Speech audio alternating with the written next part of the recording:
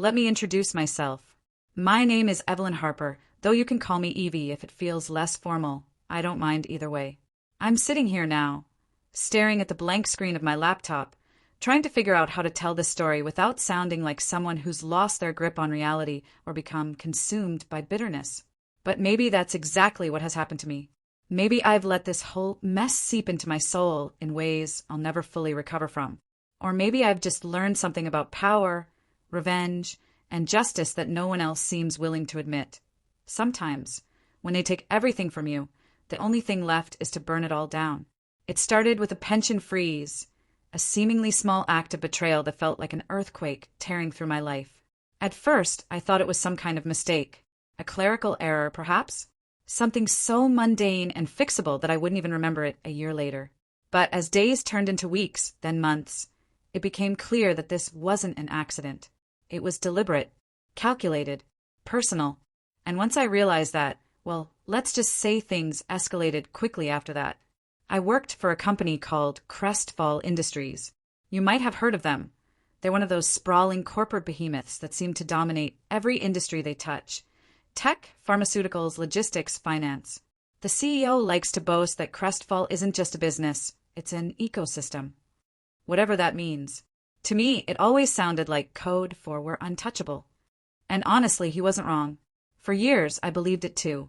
My role there wasn't glamorous, but it was important. Or at least, that's what I told myself.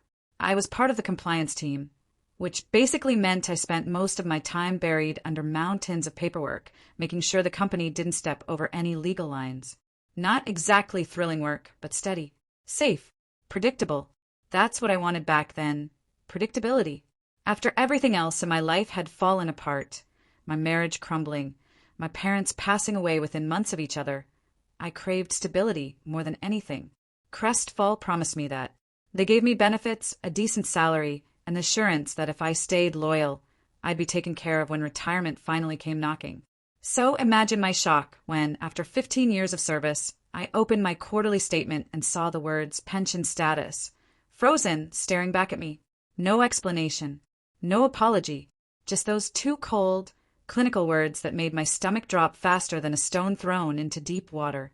I called HR immediately, certain there had been a mix-up. Surely, they'd realize their error and unfreeze it right away. Right? Wrong. The woman on the other end of the line, a young intern named Chloe whose voice wavered with nervousness, explained that the decision came directly from upper management. Apparently, due to financial restructuring, pensions for employees below director level were being suspended indefinitely. Indefinitely? Can you believe that? As if human lives could simply be put on hold while the executives figured out how to squeeze another $1 billion out of their shareholders.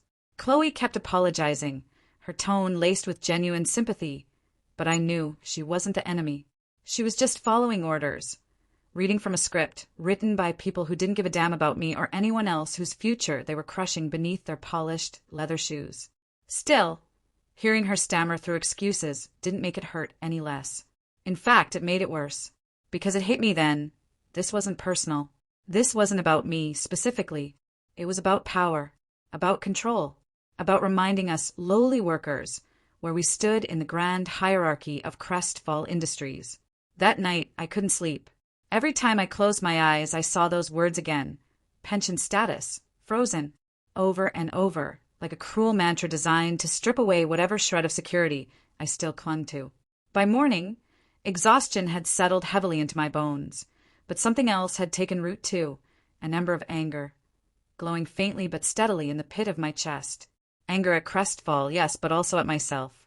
How could I have been so naive, so trusting? Why hadn't I seen this coming? As the days passed, that ember grew brighter, fueled by conversations with coworkers who found themselves in the same predicament.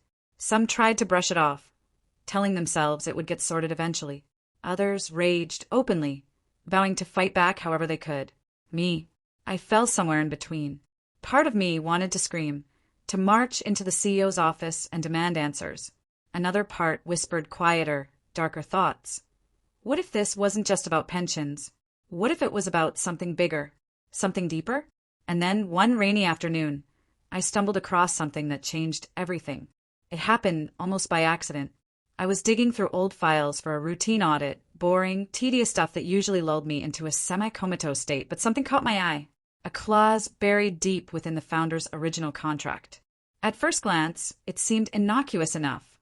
A provision stating that if the company ever violated its fiduciary duty to its employees, the founder's estate retained the right to reclaim $45 million in assets. $45 million. My heart stopped, literally skipped a beat. Could this be real? Was it possible that somewhere in the labyrinthine bureaucracy of Crestfall Industries, there existed a loophole big enough to bring the entire house of cards crashing down? I read it again, slower this time, parsing each word carefully. There was no mistaking it. The language was clear, unambiguous. If triggered, the clause would force the company to liquidate a portion of its holdings to compensate affected employees. Suddenly, the pieces clicked into place. This wasn't just about pensions anymore. This was about accountability, justice, revenge, even. If I could prove that Crestfall had breached its obligations, not just to me, but to hundreds, maybe thousands of others, we could activate the clause. We could make them pay. But triggering it wouldn't be easy. For starters, I needed evidence. Hard, irrefutable proof that Crestfall had knowingly and willfully neglected its responsibilities. That meant combing through years' worth of financial records, internal memos, board meeting transcripts, all of which were conveniently locked away behind layers of encryption and red tape.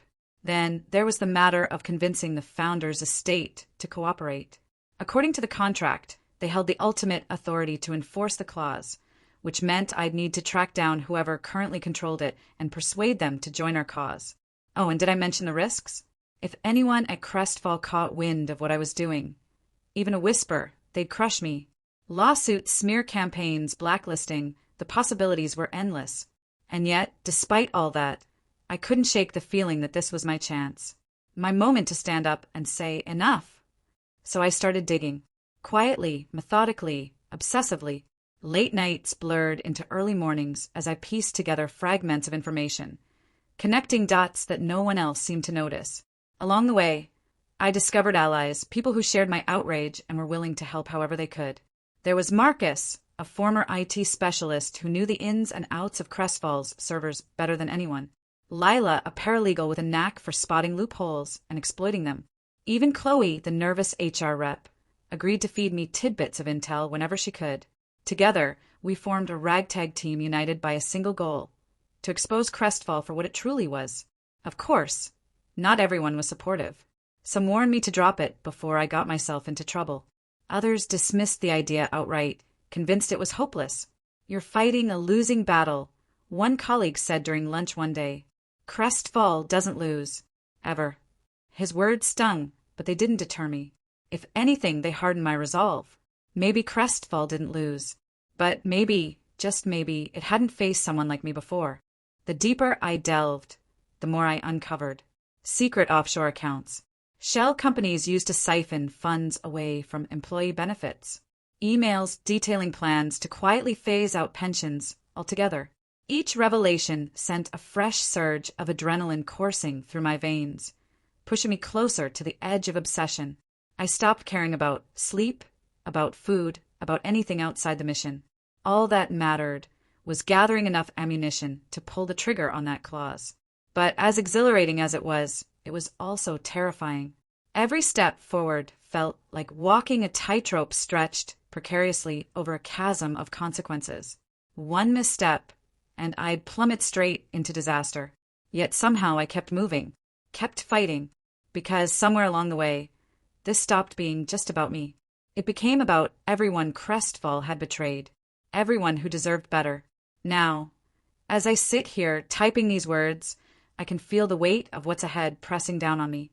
Tomorrow, I'll meet with the executor of the founder's estate, a mysterious figure known only as Mr. Grayson, to present my case. If he agrees to support us, we'll move forward. If not, well, I try not to think about that possibility too much. One thing's for sure, though. Whatever happens next, I won't go down without a fight. Crestfall took everything from me. Now, it's time to see if they're ready to face the consequences. The meeting with Mr. Grayson was set for noon in a quiet cafe tucked away on the outskirts of the city. It wasn't the kind of place you'd expect someone like him to frequent, No polished mahogany tables or silver-plated coffee pots here. Just mismatched chairs, chipped mugs, and the faint smell of burnt espresso lingering in the air. I chose it specifically because it felt safe, anonymous. The last thing I needed was Crestfall's prying eyes catching wind of what I was up to. I arrived early, clutching a folder stuffed with documents that proved Crestfall's betrayal. Emails, financial reports, internal memos, all meticulously organized and annotated. My hands trembled as I flipped through them one last time, rehearsing my arguments in my head. This was it, the moment everything hinged on. If Mr. Grayson said no, all of this would have been for nothing. Worse than nothing. It would leave me vulnerable, exposed, with no way to undo the damage already done. He walked in 10 minutes late, dressed in a charcoal gray suit that seemed almost too perfect against the shabby backdrop of the cafe. His face was unreadable, his expression guarded, but there was something about the way he carried himself, calm, deliberate, that made me think he might actually listen. "Ms. Harper," he said, extending a hand as he slid into the seat across from me. His voice was smooth, measured, like he spent most of his life negotiating deals worth more money than I could fathom. "Thank you for agreeing to meet." I nodded, forcing myself to maintain eye contact. "Thank you for coming. I know your time is valuable." He raised an eyebrow at that, though whether it was amusement or skepticism, I couldn't tell. "Let's cut to the chase, shall we? You mentioned over the phone that you had information regarding the Founder's Clause. Care to elaborate?" Taking a deep breath, I opened the folder and began laying out the evidence piece by piece. Each document told part of the story. How Crestfall had systematically funneled funds away from employee pensions, how upper management had knowingly misled regulators, how countless lives had been disrupted without so much as a second thought. As I spoke, I watched Mr. Grayson carefully, searching for any sign of hesitation or doubt. But if anything, his expression only grew sharper, more focused. When I finished, there was a long pause. He leaned back in his chair, tapping one finger rhythmically against the table as he studied me. Finally, he spoke. "Impressive work, Ms. Harper. Very thorough. But tell me this, why should I care? Why should the Founder's estate care?" It was the question I'd been dreading and preparing for. "Because it's not just about Crestfall anymore," I said, my voice steady despite the storm raging inside me. "It's about integrity, legacy. The Founder built this company on principles of fairness and accountability, principles that are being trampled every single day. Activating the clause isn't just a legal maneuver. It's a chance to honor what he stood for, to remind the world that even giants can fall when they forget who they're supposed to serve." For a moment, neither of us said anything. Then, slowly, Mr. Grayson nodded. "You make a compelling argument. Let me review these materials in detail, and I'll be in touch within 48 hours. Relief washed over me, though I knew better than to celebrate just yet. "Thank you," I said, simply gathering my things. "I appreciate your time." 2 days later, the call came. Mr. Grayson agreed to move forward. The clause would be triggered, and Crestfall would be forced to comply, or face the consequences. News of the lawsuit spread like wildfire, sparking outrage among employees and shareholders alike. For the first time in years, people started asking questions. Who was really running Crestfall? Where was their money going? And most importantly, why had they let it happen? As the case unfolded, I found myself thrust into the spotlight, hailed as some sort of corporate crusader. Reporters camped outside my apartment, begging for interviews. Strangers stopped me on the street to shake my hand or thank me for standing up to the system. At first, it was overwhelming, but eventually I realized it wasn't about me. It was about hope, about proving that even the smallest voice could spark change when given the right platform. In the end, Crestfall settled. They reinstated the pensions, paid reparations to affected employees, and implemented sweeping reforms to prevent future abuses. The $45 million from the Founder's Clause went directly into creating a fund for workers' rights advocacy, a legacy far greater than anyone could have imagined. And me?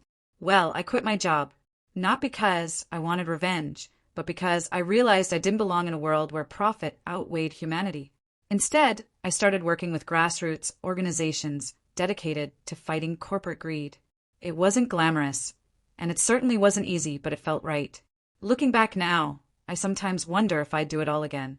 Would I risk everything, the sleepless nights, the constant fear, the toll it took on my relationships for the same outcome?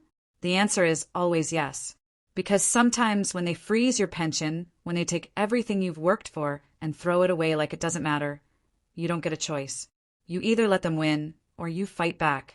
And trust me, there's nothing quite as satisfying as watching a giant stumble. So here I am, still fighting, still hoping, still believing that even in a world dominated by power and greed, justice has a way of finding its mark if you're brave enough to aim true. In the end, Evelyn succeeded. The $45 million Founders Clause was triggered, forcing Crestfall Industries to reinstate pensions and pay reparations to employees. The company implemented reforms, and Evelyn became a symbol of hope for workers' rights. She left Crestfall behind to dedicate her life to advocating for fairness and justice, finding purpose in helping others. It wasn't just a victory, it was a new beginning.